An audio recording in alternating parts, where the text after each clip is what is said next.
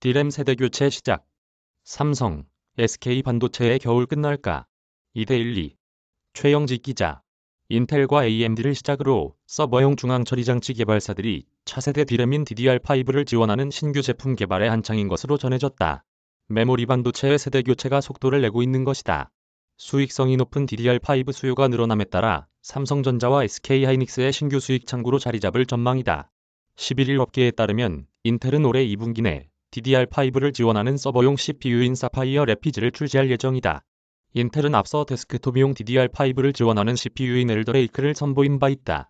AMD도 처음으로 DDR5를 적용하는 서버용 CPU 에픽 4세대를 올해 안에 출시할 전망이다. 아마존 웹서비스가 지난해 발표한 클라우드 서버용 칩인 그래비톤 3도 DDR5 메모리를 지원한다. 이처럼 서버 시장에서도 DDR5 도입이 늘어날 것으로 보인다. 데이터 센터 기업들이 서버용 CPU를 교체하는 과정에서 이에 최적화된 규격의 D램도 함께 바꿔줘야 하기 때문이다. 신용증권도 공급말 차질 완화에 따른 세트 출하, 정상화와 DDR5를 지원하는 신규 서버용 CPU 출시 등으로 D램 수요가 늘어날 것이라며 올해 서버 수요 비중이 모바일을 넘어설 가능성이 크다고 예측했다.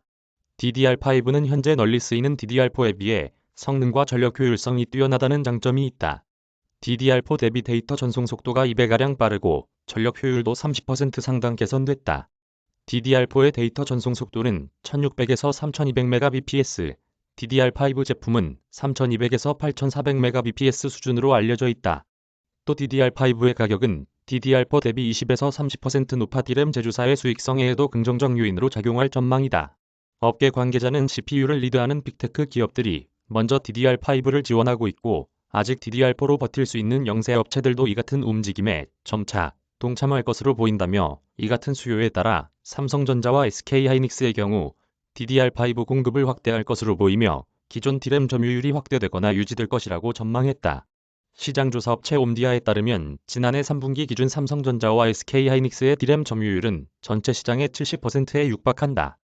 또 D램 시장에서 DDR5 출하량 비중은 올해 4.7%, 2023년 20.1%로 늘어나 2025년에는 40.5%까지 늘어날 것으로 추산된다. 반면 DDR4는 올해 49.5%로 정점을 찍은 후 2025년에는 8.5%로 점차 시장 내 비중이 줄어들 것으로 전망된다.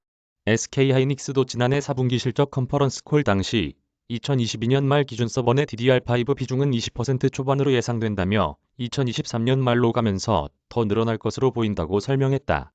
D램의 세대 교체로 DDR4뿐 아니라 기존 D램인 DDR3의 비중도 줄어들 것으로 보인다.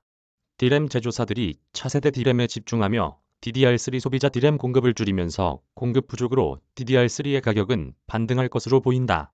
시장조사 업체인 트렌드포스는 올해 2분기 DDR3 소비자 D램 가격이 0에서 5%가량 상승할 것으로 전망했다. 지난해까지 하락세를 나타냈던 DDR3 가격이 올해 1분기 약세를 회복하고 2분기에는 가격 반등세로 돌아설 수 있을 것으로 내다봤다. 최영지